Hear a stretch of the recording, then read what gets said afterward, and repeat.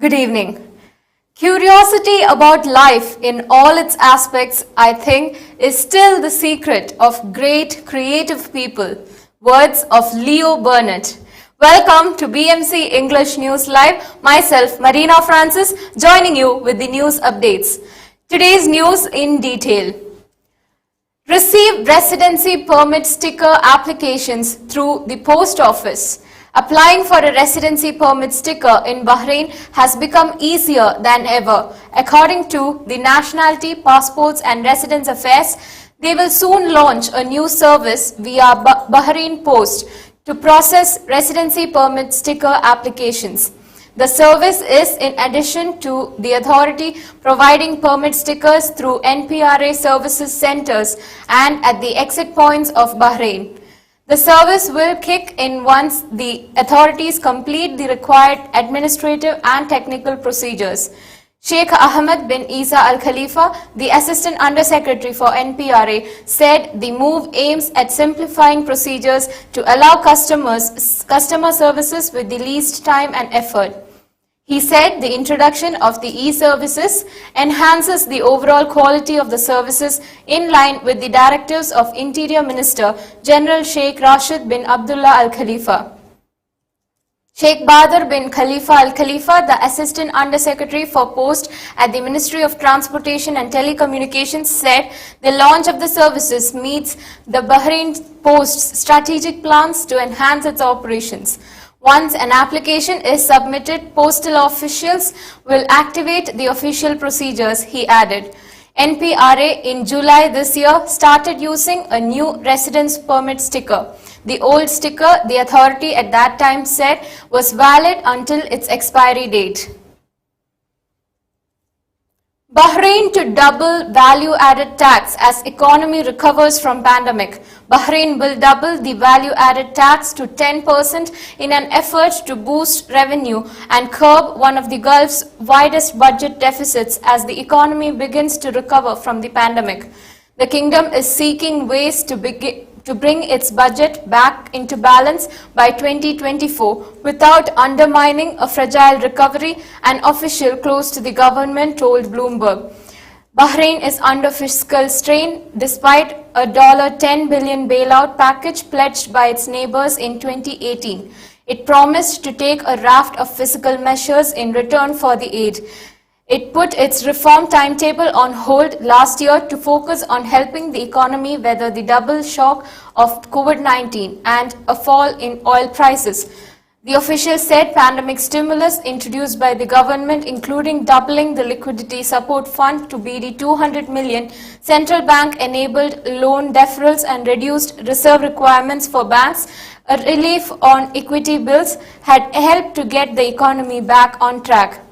Increasing value-added tax VAT from 5% to 10% is amongst multiple options presented by the government to legislators today to offset financial setbacks.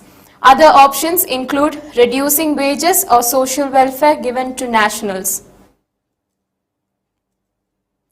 The Ministry of Health has announced the criteria for receiving booster shots. The guidelines follow the new booster shot protocols announced by the National Medical Task Force for combating the coronavirus pandemic as approved by the Government Executive Committee. It is to be noted that the booster shots are offered only to those who had completed their vaccination by receiving 2 doses. However, when the shot is available depends on the type of vaccine used for completing the vaccination. Bahrain's fiscal balancing program has been now extended 2 years to 2024. The government informed legislators during a high-profile meeting today that the 3 GCC countries handling over the $10 billion bailout on the condition of economic reforms have agreed with the 2-year extension. Under the plan, Bahrain should balance annual revenues with spending. Congratulations galore for His Royal Highness Prince Salman on winning global accolades. Congratulations poured in for His Royal Highness Prince Salman bin Hamad Al Khalifa, the Crown Prince and Prime Minister, yesterday from all walks of life as he won global accolades for initiatives in the international health sector and strengthening Bahrain-US relations. His Royal Highness Prince Salman bin Hamad Al Khalifa was honored with the C3 Community Collaboration Commerce Leadership Award by the 2021 C3 US Arab Healthcare and Business Summit for his tremendous achievements, especially in addressing the coronavirus pandemic. The award represents a high-level international recognition for His Royal Highness's leadership capabilities, said His Highness Sheikh Nasser bin Hamad Al Khalifa, the representative of His Majesty the King for the work of the humanitarian and youth affairs, in a message. The recognition, His Highness Sheikh Nasser said, by the American organization reflects the capabilities of His Royal Highness Crown Prince and Prime Minister in leading the Bahrain team to combat the coronavirus, which achieved remarkable success and earned high international appreciation. Deputy Prime Minister launches Beti.bh platform. Deputy Prime Minister and Chairman of the Ministerial Committee for Development and Infrastructure Projects, Sheikh Khalid bin Abdullah Al Khalifa, launched the latest electronic service Beti.bh platform in Housing Ministry. The platform is an interactive housing service that provides several options for citizens, such as the possibility of booking units, making reservation payments, and learning about the offers, standards, and financing requirements of banks, especially those participating in the Mazaya program. The Deputy Prime Minister affirmed that Housing Ministry made exceptional advancement in the era of His Majesty King Hamad bin Isa Al Khalifa, thanks to His Majesty's support and to the follow-up of His Royal Highness Prince Salman bin Hamad Al Khalifa, Crown Prince and Prime Minister, noting the continued efforts to build the 5 new housing cities to provide a decent living for Bahraini citizens. Health checks for employees of 6,900 establishments. Employees working at around 6,900 establishments are required to undergo periodic mandatory medical tests, said the Labour Market Regulatory Authority. LMRA Deputy Chief Executive for Operations and IT Systems, Ali Mohammed Al Kuheji, stressed the authority's keenness to implement the measure, which applies to employees working at industrial and trading establishments. The role of the authority is to ensure the mandatory measure is implemented and check the compliance of establishments, he said. He stressed the government's keenness to support public health, protect people from contracting communicable diseases, and ensure the safety of society. The Health Ministry had issued an edict stipulating the mandatory periodic medical tests for employees working at industrial and trading establishments related to public health. Under the edict, employers are required to ensure their workers undergo the medical tests every 2 years to ensure they are free from communicable diseases. The targeted establishments include hair salons, beauty and massage parlors, food outlets, hotels and other establishments. Details of the edict are available on the LMRA portal www.lmra.bh. The Sustainable Energy Authority has up till now trained 434 technicians, fitters or installers and contractors in the field of sustainable energy and is studying installing solar energy systems for 25 public and private sector entities. Its president, Dr. Abdul Hussain Mirza, said the authority is very keen to move forward with plans that advance sustainable development in the country and the search for creative and innovative ways to overcome COVID challenges. 121% mobile penetration in Bahrain. There are now 121 mobile phones for every 100 people living in Bahrain, says the country's telecom watchdog. Mobile phone penetration has reached 121%, with 98% describing call quality as excellent, the Telecommunication Regulatory Authority said yesterday. Bahrain's COVID updates: out of 17,215 COVID-19 tests carried out yesterday in Bahrain, 69 cases have been detected among 35 expats, 26 contacts of active cases and 8 travelers. There were 73 recoveries reported. There are currently 3 cases in critical condition and 7 receiving treatment. Out of a total of 730 active cases, 727 are stable. Now we shall be back after a very short break. Every piece of jewelry tells a story. Its raw beauty speaks of its natural origins. The brilliant design speaks of unparalleled craftsmanship. Its elegance evokes the passion and energy of those who wear it. At Al Siraj Jewelry, our story, our pride. All your favorite products under one roof in Bahrain at 27-year-old Megamart and Macromart. Bakery,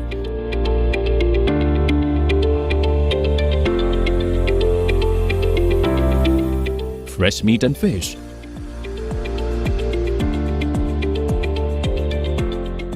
fruits and vegetables,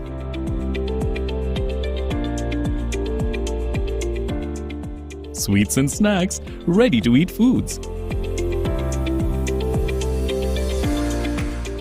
dairy products, grocery or consumer goods. To have a wonderful shopping experience, please visit your nearest Megamart Macromart branch. Megamart and Macromart, full of goodness.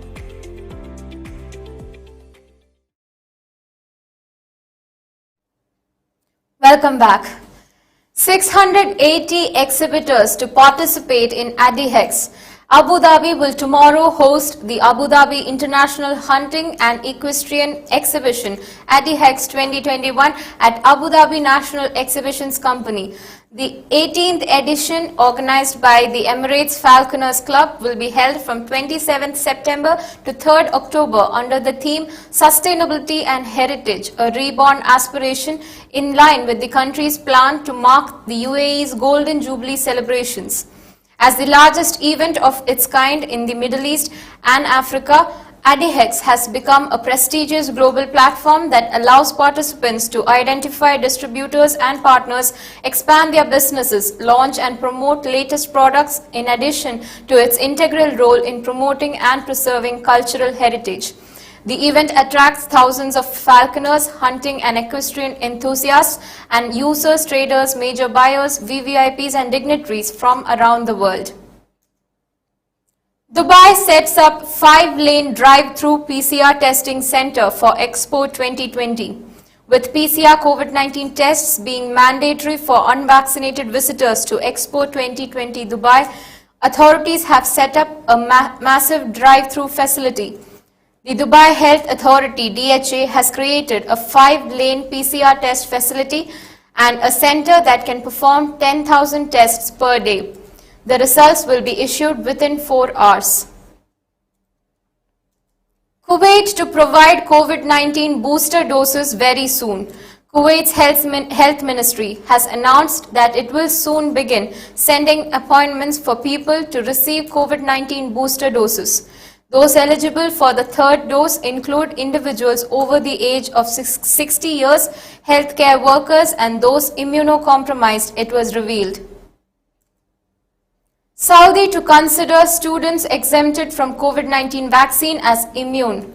The Public Health Authority noted that students exempted from receiving the COVID-19 vaccine would be considered as immunized students who have completed doses. The authority confirmed that measuring temperatures in educational facilities has been cancelled in the new update of their guideline for the school's attendance in September. The use of barriers on students' tables has been removed in the new guide, with the necessity of sterilizing school facilities without a specific number after it was sterilized twice daily. School buses can now fully utilize the capacity at 100% after the new update. The authority stressed the importance of the students on continuing to fully adhere to the precautionary measures. Mosques across Oman hold Friday prayers. Patrons returned to mosques across Oman over the weekend as Friday prayers resumed after a hiatus brought about by the coronavirus pandemic. The country's Supreme Committees decided to issue the openings with specific protocols, including entry to only fully vaccinated individuals, maintenance of social distancing and special carpets, and a free mask mandate. UAE to close 50% of state service centers. The UAE will close down 50% of its government service centers and turn them into digital platforms, Vice President, Prime Minister and Dubai ruler Sheikh Mohammed bin Rashid Al Maktoum announced yesterday. In a series of tweets regarding the new federal government structure and new ministerial appointments, Sheikh Mohammed said, "We are closing 50% of government service centers and turning them into digital platforms within 2 years, merging 50% of federal authorities with other authorities and ministries, and appointing new ministers of states and CEOs of specialist sectors." India-Canada direct flights to resume on Monday. Canada has finally lifted the ban on direct passenger flights from India more than 5 months after it was imposed in April this year when the second wave of COVID-19 swept India. Canada Air is likely to operate the first direct flight between the two countries on Monday, whereas Air India will also resume the services on the same day. Biden and Modi discuss Indo-Pacific climate change and COVID. Indian Prime Minister Narendra Modi on Friday described as outstanding his first bilateral meeting with US President Joe Biden, who said that the Indo-US relationship is destined to be stronger, closer and tighter. The two leaders discussed a wide range of issues, including combating COVID-19, climate change, trade and the Indo-Pacific. Biden, who welcomed Modi in the Oval Office of the White House, said that today they are starting a new chapter in US-India relationship. Modi, who is visiting the US for the 7th time after assuming office in 2014, described Friday's bilateral meeting with Biden that lasted more than 60 minutes as important as they are meeting at the start of the third decade of this century. At least 3 killed in Amtrak derailment in Montana. At least 3 people were killed Saturday afternoon when an Amtrak train that runs between Seattle and Chicago derailed in north-central Montana. The westbound Empire Builder train derailed about 4 p.m. near Joplin, a town of about 200, Amtrak spokesman Jason Abrams said in a statement. The accident scene is about 150 miles north of Helena and about 30 miles from the border with Canada.